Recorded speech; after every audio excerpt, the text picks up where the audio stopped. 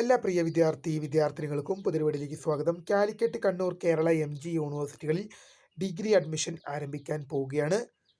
അതിൽ പ്രവേശനം ലഭിക്കാൻ എൻട്രൻസ് പരീക്ഷ എഴുതണമെന്ന് ചോദിക്കുന്ന വിദ്യാർത്ഥികളുണ്ട്. തമ്മിലുള്ള മിസ്റ്റേക്കാണ്, ഞാൻ മാറ്റിക്കോളാം.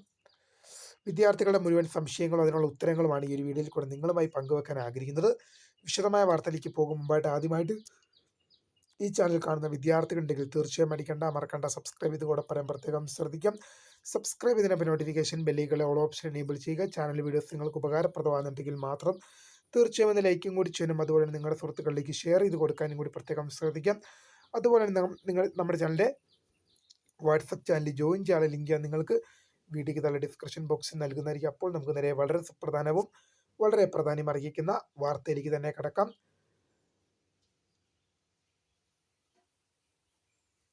കാലിക്കറ്റ്, കണ്ണൂർ, MG, കേരള യൂണിവേഴ്സിറ്റികളുടെ ഡിഗ്രി അഡ്മിഷനുമായി ബന്ധപ്പെട്ടുള്ള നടപടിക്രമങ്ങൾ ആരംഭിക്കാൻ പോവുകയാണ്. പ്രവേശനം ലഭിക്കാൻ എൻട്രൻസ് പരീക്ഷ എഴുതണമെന്ന് പല വിദ്യാർത്ഥികളും ചോദിക്കുന്നുണ്ട്. നിരവധി സംശയങ്ങളാണ് ചോദിക്കുന്നത്. എല്ലാ സംശയങ്ങളും കൂടി തംബ്നെയിലിൽ ഉൾപ്പെടുത്താനുള്ള ബുദ്ധിമുട്ട് കാരണമാണ് ഇത് ഒരു വീഡിയോ ആയിട്ട് തന്നെ ചെയ്തത്. അപ്പോൾ എൻട്രൻസ് പരീക്ഷ കൊണ്ട് സാധാരണ നമ്മൾ ഡിഗ്രി കഴിഞ്ഞ് ഒരു ഡിഗ്രിയൊക്കെ കഴിഞ്ഞ് ഈ PG പോലെയുള്ള പോസ്റ്റ് ഗ്രാജുവേഷൻ പോലെയുള്ള കാര്യങ്ങൾക്കൊക്കെ പോകുമ്പോൾ വിവിധ യൂണിവേഴ്സിറ്റികൾക്ക് എൻട്രൻസ് പരീക്ഷ ഉണ്ട്. എന്നാൽ ഡിഗ്രിക്ക് എന്തില്ല? എൻട്രൻസ് പരീക്ഷ ഇല്ല. ഡയറക്റ്റ് അലോട്ട്മെൻറ്റ് വരും. നിങ്ങൾ +1 എങ്ങനെയാണോ അലോട്ട്മെൻറ്റ് നടപടിക്രമങ്ങൾ കൊടുത്തത് അതുപോലെ തന്നെയാണ് നിങ്ങൾക്ക് ഡിഗ്രിക്കും അലോട്ട്മെൻറ്റ് നടപടികൾ കൊടുക്കേണ്ടത്. +1 എങ്ങനെയാണോ നിങ്ങൾ അലോട്ട്മെൻറ്റ് കൊടുത്തത് അതുപോലെ തന്നെ കൊടുക്കും. ശേഷം trial allotment, first allotment, second allotment, third allotment, fourth allotment ഉണ്ടാകും. ശേഷം സപ്ലിമെൻ്ററി അലോട്ട്മെൻറ്റ് ഉണ്ടാകും, സ്പോട്ട് അഡ്മിഷൻ ഉണ്ടാകും. അപ്പോൾ ഈ +1 അലോട്ട്മെൻറ്റ് നടപടിക്രമങ്ങൾ എങ്ങനെയാണോ മുന്നോട്ട് പോകുന്നത്, അതെങ്ങനെയായിരുന്നോ നിങ്ങൾ അഭിമുഖീകരിച്ചത്, അതേ ഒരു രീതി തന്നെയാണ് ഡിഗ്രിക്കും ഉള്ളത്. ഒരു വ്യത്യാസം മാത്രം, +1 അലോട്ട്മെൻറ്റ് ഒറ്റ ആപ്ലിക്കേഷൻ ഉണ്ടെങ്കിൽ നിങ്ങൾക്ക് കേരളത്തിലെ ഏതൊരു സ്കൂളിലേക്കും അപേക്ഷിക്കാം.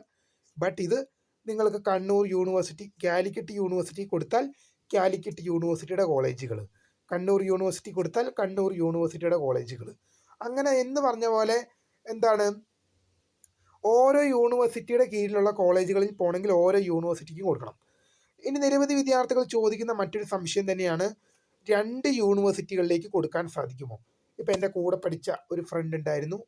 ഓൻ കണ്ണൂർ യൂണിവേഴ്സിറ്റിയും കൊടുത്തു, അതേസമയം ഓൻ കണ്ണൂർ യൂണിവേഴ്സിറ്റിയും കൊടുത്തു, ഓൻ കാലിക്കറ്റ് യൂണിവേഴ്സിറ്റിയും കൊടുത്തു.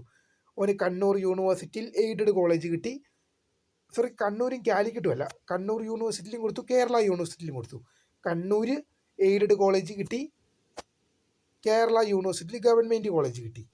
അപ്പോൾ അവൻ ചെയ്തതെന്ന് വെച്ചാൽ കണ്ണൂർ യൂണിവേഴ്സിറ്റിയിൽ കിട്ടിയതങ്ങ് ക്യാൻസലാക്കി, കേരള യൂണിവേഴ്സിറ്റി കിട്ടിയതങ്ങ് സ്വീകരിച്ചു. അപ്പോൾ പ്രിയ വിദ്യാർത്ഥികൾ മനസ്സിലാക്കേണ്ട ഒരു കാര്യം എന്ന് പറയുന്നത്, 2 യൂണിവേഴ്സിറ്റി, 2 അല്ല, നിങ്ങൾക്ക് എത്ര യൂണിവേഴ്സിറ്റികളിലേക്ക് വേണമെങ്കിലും ആപ്ലിക്കേഷൻ കൊടുക്കാം. നിങ്ങൾക്ക് എത്ര യൂണിവേഴ്സിറ്റികളിലേക്ക് വേണമെങ്കിലും ആപ്ലിക്കേഷൻ കൊടുക്കാം. അലോട്ട്മെൻറ്റ് കിട്ടിക്കഴിഞ്ഞാൽ ഏതെടുക്കണം എന്നുള്ളത് നിങ്ങളുടെ ചോയ്സ് ആയിരിക്കും. ഇപ്പോൾ എൻ്റെ ഫ്രണ്ട് എന്ന് പറയുന്നത്, അവൻ കണ്ണൂരും കിട്ടി കേരളയും കിട്ടി. അവൻ കണ്ണൂർ യൂണിവേഴ്സിറ്റി ക്യാൻസൽ ചെയ്തു. എൻ്റെ കൂട്ടുകാരന് കണ്ണൂർ യൂണിവേഴ്സിറ്റി കിട്ടി, കേരള യൂണിവേഴ്സിറ്റി കിട്ടി. അപ്പോൾ അവൻ Kannur university aided college cancel ചെയ്തു. ശേഷം അവൻ കേരള യൂണിവേഴ്സിറ്റി പോയി എടുത്തു. അപ്പോൾ അവന് കേരള യൂണിവേഴ്സിറ്റി പോകാനായിരുന്നു ഇഷ്ടം, അവനത് പോയി എടുത്തു.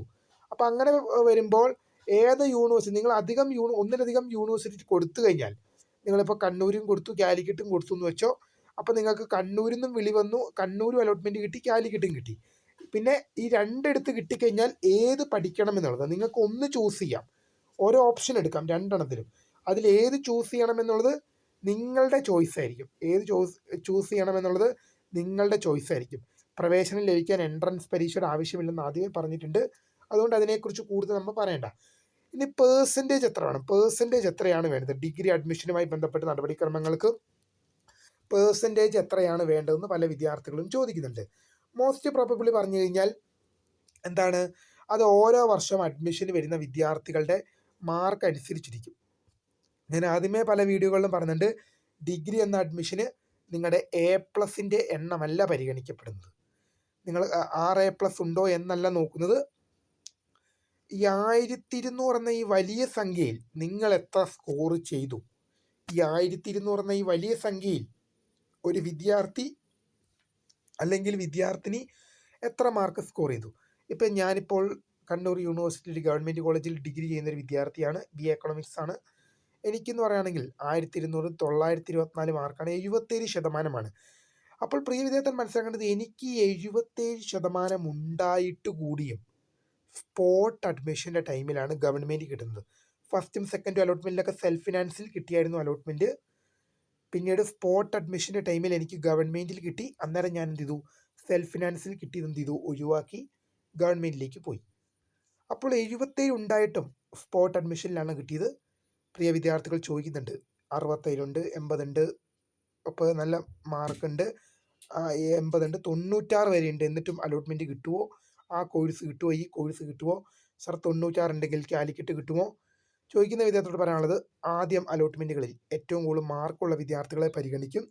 ശേഷം ഓരോ മാർക്ക് ഇങ്ങനെ പുറകോട്ട് വരും. ഇതിപ്പം ആദ്യം കിട്ടുന്നത്, ഇപ്പോൾ ഉദാഹരണം പറയുകയാണെങ്കിൽ, ഒരു 90% മാർക്കുള്ളൊരു വിദ്യാർത്ഥിയും 95% മാർക്കുള്ളൊരു വിദ്യാർത്ഥിയും ഉണ്ടെങ്കിൽ ആദ്യം കിട്ടുക 95 95 വിദ്യാർത്ഥിക്ക് കിട്ടിക്കഴിഞ്ഞാണ് 90 വിദ്യാർത്ഥിക്ക് കിട്ടുന്നത്. അങ്ങനെ ഓരോ വർഷം വരുന്ന അപേക്ഷയുടെ എണ്ണം പഠിക്കും. എനിക്ക് എന്തുകൊണ്ടാണ് സ്പോട്ട് അഡ്മിഷനിൽ ഗവൺമെൻറ് കോളേജിൽ കിട്ടിയെന്ന് വെച്ച് കഴിഞ്ഞാൽ, കാരണം 77% മാർക്ക് എനിക്ക് പ്ലസ് ടുവിൽ ഉണ്ടായിരുന്നുള്ളൂ. അങ്ങനെ വരുമ്പോൾ ഈ 77 മേലെയുള്ള മറ്റൊരു വിദ്യാർത്ഥി റാങ്ക് ലിസ്റ്റിൽ ഇല്ലായിരുന്നു. ഈ 77 മേലെയുള്ള മറ്റൊരു വിദ്യാർത്ഥി റാങ്ക് ലിസ്റ്റിൽ ഇല്ലായിരുന്നു. അതുകൊണ്ട് തന്നെയാണ് എനിക്ക് എന്ത് ചെയ്തത്? 77 എനിക്ക് സീറ്റ് കിട്ടിയത്. അപ്പോൾ പ്രിയ വിദ്യാർത്ഥികൾ മനസ്സിലാക്കേണ്ടത്, നിങ്ങളുടെ റാങ്കിന് മുമ്പിൽ, നിങ്ങളുടെ മാർക്കിന് മുമ്പിൽ മറ്റൊരു വിദ്യാർത്ഥി ഇല്ലെങ്കിൽ നിങ്ങൾക്ക് കിട്ടും. ഇപ്പം 70% മാർക്കുള്ളൊരു വിദ്യാർത്ഥിക്ക് അഡ്മിഷൻ കിട്ടണമെങ്കിൽ 70% മേലെ മാർക്കുള്ള ആ വിദ്യാർത്ഥി അല്ലാതെ മറ്റൊരു വിദ്യാർത്ഥി ഉണ്ടാകാൻ പാടില്ല. ഉണ്ടെങ്കിൽ ആർക്കിടെ 71 72 ഉണ്ടെങ്കിൽ എന്ത് ചെയ്യും? അവന് കിട്ടും, ഇവന് കിട്ടില്ല. അങ്ങനെയാണ് കാര്യത്തിൻ്റെ കടപ്പ് നടക്കുന്നത്. അപ്പോൾ ഡിഗ്രി അഡ്മിഷനുമായി ബന്ധപ്പെട്ടുള്ള നടപടിക്രമങ്ങൾ ഒരാഴ്ച കൊണ്ട് ആരംഭിക്കും. ഇപ്പോൾ കണ്ണൂർ യൂണിവേഴ്സിറ്റിയുടെ നിങ്ങൾ റെഗുലർ അല്ല, പ്രൈവറ്റ് രജിസ്ട്രേഷൻ, അത് പ്രൈവറ്റ് രജിസ്ട്രേഷൻ ഡിഗ്രി പ്രവേശനം ആരംഭിക്കാൻ പോവുകയാണ്. ജൂൺ മാസം 2 മുതലാണ് അപേക്ഷ. പ്രൈവറ്റ് രജിസ്ട്രേഷനാണ്, റെഗുലർ വിദ്യാർത്ഥികളുടെ രജിസ്ട്രേഷൻ ആരംഭിച്ചിട്ടില്ല. അപ്പോൾ അതിൻ്റെ ടൈം ആകുമ്പം ഇക്കാര്യങ്ങൾ നിങ്ങളെ അറിയിക്കും. റെഗുലർ ആകുമ്പം എന്തായാലും ഇപ്പം കാലിക്കറ്റ്, കണ്ണൂർ, കേരള, MG യൂണിവേഴ്സിറ്റികളുടെ ഡിഗ്രി പ്രവേശനവുമായി ബന്ധപ്പെട്ടുള്ള നടപടിക്രമങ്ങൾ ആരംഭിക്കാൻ പോകുന്നേ ഉള്ളൂ. തീർച്ചയായും ഈ അഡ്മിഷൻ നടപടികളും മറ്റു കാര്യങ്ങളും ഒക്കെ മുന്നോട്ട് പോകുമ്പോൾ നിങ്ങളുടെ സംശയങ്ങളും കൂടുതലുള്ള അറിയിപ്പുകളും ഒക്കെ നിങ്ങൾക്ക് എത്തിക്കുക. അല്ലെങ്കിൽ നിങ്ങളുടെ ഈ ഡിഗ്രി പഠന കാലയളവിൽ നിങ്ങൾക്ക് സെമസ്റ്റർ പരീക്ഷകൾ, റിസൾട്ടുകൾ, ടൈം ടേബിളുകൾ, മറ്റ് വിവരങ്ങൾ എല്ലാത്തിനും വേണ്ടി ഇപ്പോൾ തന്നെ ഈ ചാനൽ ഒന്ന് സബ്സ്ക്രൈബ് ചെയ്ത് വെക്കുക. സബ്സ്ക്രൈബ് ചെയ്തതിന് നോട്ടിഫിക്കേഷൻ ബെല്ലുകൾ ഓൾ ഓപ്ഷൻ എനേബിൾ ചെയ്യുക. ചാനൽ വീഡിയോസ് നിങ്ങൾക്ക് ഉപകാരപ്രദമാകുന്നിട്ട് തീർച്ചയായും ലൈക്ക് ചെയ്യുക. അപ്പോൾ സുഹൃത്തുക്കളിലേക്ക് ഷെയർ ചെയ്ത് കൊടുക്കുക. അപ്പോൾ പുതിയ കാണുന്നവരെ, മൈ നെയിം ഈസ് കറിത, founder of scribe for the career guide. Thanks for watching. By.